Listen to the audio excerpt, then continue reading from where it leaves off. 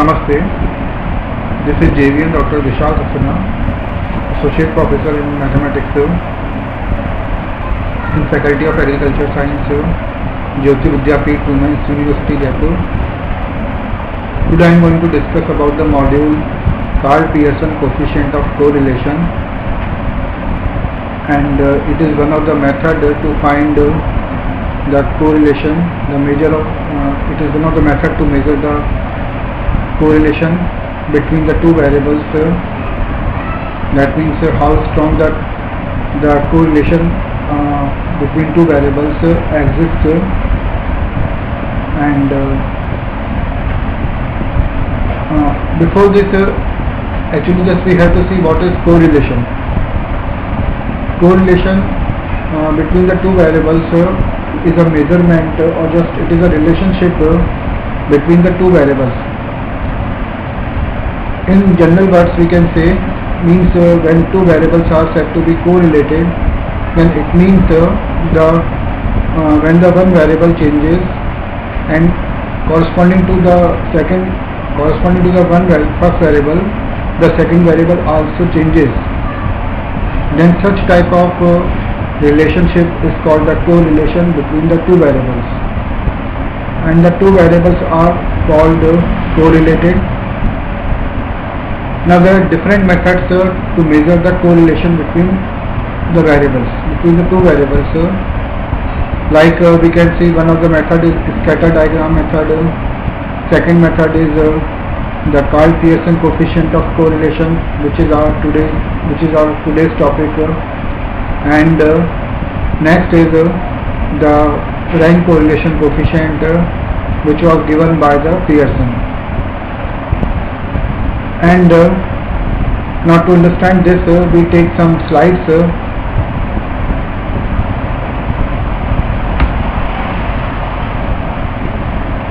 In the initial slide, we are defining here the coefficient of correlation. In general, a coefficient of correlation is generally applied in statistics to calculate a relationship between two variables. Means the coefficient of correlation is applied in statistics to calculate a relationship between the two variables. So when there are two variables and we have to find the relationship between them, then the coefficient of correlation is applied there. The correlation shows a specific value of the degree of a linear relationship between the variable x and y. So it will provide a specific value of the degree of a linear relationship between the two variables x and y. And there are various types of correlation coefficients. However, Pearson correlation is also known as Pearson's R. So that is important point. The correlation coefficient given by the Pearson is also known as the Pearson's R. Is the correlation coefficient, and that is frequently used in the study of linear regression. So in the study of linear regression, the coefficient of correlation is used, and the regression is also a kind of the functional relationship between the two variables. So that is a regression, and to study the regression that is frequently used in linear regression, we can use the term coefficient of correlation, and it was given by the Karl Pearson. This method of correlation, that means Karl Pearson coefficient of correlation method, is also known as the product moment correlation coefficient.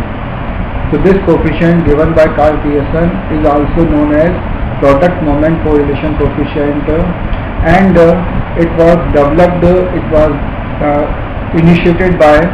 discovered by the Karl Pearson. This is one of the three most potent and extensively used methods. So there are three methods which we have discussed previously. There are three methods to study here the correlation between the variables. So this is one of the method to measure the level of correlation.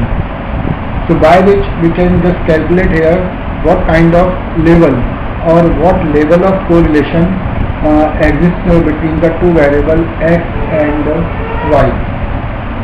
Besides this, the scatter diagram and the Spearman rank correlation are the other two methods to find the measure of the level of correlation. The Karl-Pearson coefficient of correlation method is a quantitative and offers numerical value to establish the intensity of the linear relationship between x and y. So it means the Karl-Pearson coefficient of correlation is quantitative method and it will provide a numerical value to establish the intensity of the linear relationship between the two variables, say suppose x and y. And such a coefficient of correlation is represented by R. So there are various notations to represent the coefficient of correlation, or in general way it is known as Karl-Pearson coefficient of correlation, and in general its notation is given by small r.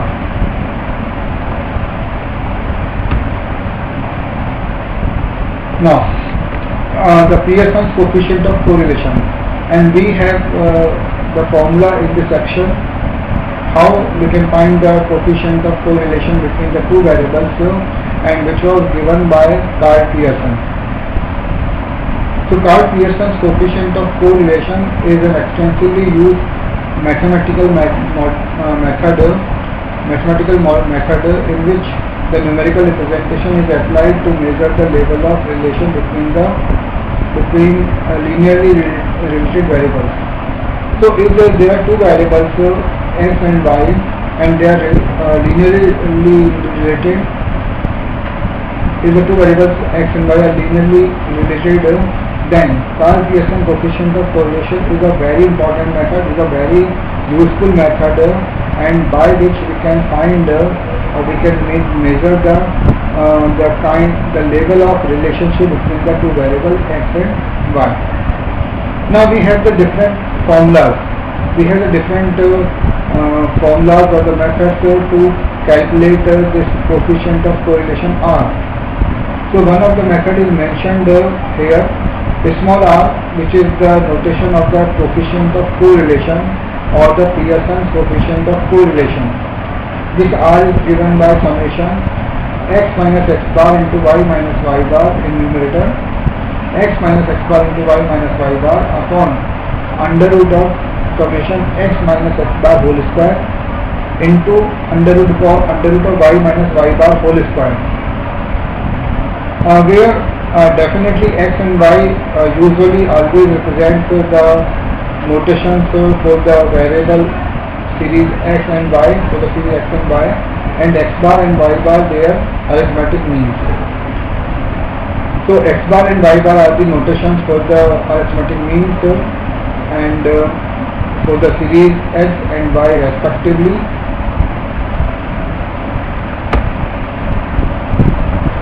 Now Pearson's coefficient of correlation example. In this case we take some examples by which we can have the relationship between the two variables. So that means the two variables are strongly related or weakly related. So first that means for every increase in one variable there is a positive increase in the other fixed proportion. So if it means we want to say here that is just for every increase in one variable there is a positive increase in the other fixed proportion. For example, shoe size changes according to the length of the feet and are perfect or the almost perfect correlation.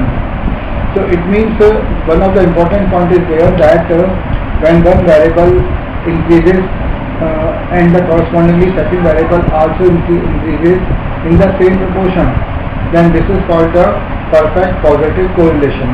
While in the second point that is r is equal to -1, and in the first case small r is equal to 1, r that means the Karl-Pearson coefficient of correlation. If r is equal to -1, That means for every positively increase in one variable, there is a negatively decrease in the other variable, and that is in the fixed proportion. In this case, the value of the coefficient of correlation is given by -1. For example, the decrease in the quantity of gas in a gas tank shows a perfect negative or perfect inverse correlation with the speed. And the third point is when a correlation coefficient is 0. That means when a coefficient of correlation is 0, for every increase means when this value 0 will exist for the coefficient of correlation, it can be understood like in this way, that for every increase, that means there is no positive or negative increase, and the two variables are not to be related. Means if the changes in the one variable does not affect the second variable, then the two variables are said to be not correlated, and in this case the Karl-Pearson coefficient of correlation is 0. Now a table is shown here. Some data are given in the tabular form. Now in this table we can see there strength of association is there, and negative R and positive R is given that. So one column is made for the positive R and one for the negative R, and the strength of association is there. So it means we can see there, if the value of R is between 0.1 to 0.3, then there is a weak correlation between the two variables x and y. When the R becomes 0.1 to 0.3, and when R is equal to 0.3 to 0.5, then there is an average correlation between the two variables x and y, and when R is equal to 0.5 to 1, then there is a strong correlation between the two variables x and y. So we have seen this is the positively correlated values, like here if R the values of R are positive, in this case the relations are given weak, average and strong. In the same way, if the value of R is -0.1 to -0.3, it is a weak correlation between them, while the value of R is -0.3 to -0.5, then there is a average correlation between them, and when the value of R is -0.5 to -1, then the two variables are related, but with the strong correlation. So this table is given that here, and so in this way we have seen today, we have understand here the method of correlation, and it can be measured by the method of the Karl-Pearson coefficient of correlation, and which is represented by small r. So for the different values of r, the relation between the two variables x and y may be weak, average and strong, and we are having a formula to find the coefficient of correlation, that is r. So we have just seen the formula, and just we can apply this formula for the series given in terms of x and y. Suppose the two variables x and y are given in the series form, then we can use the formula to make a relationship between the two variables. So just we can make the relationship between the two variables x and y, and by this we can find how strongly or how weakly the two variables x and y are related with each other. And if r is equal to 0, then it means there is no correlation between the two variables x and y. So this is the part of the Karl-Pearson coefficient of correlation, and I hope all you understand, all you are just are satisfied with the section. Thank you.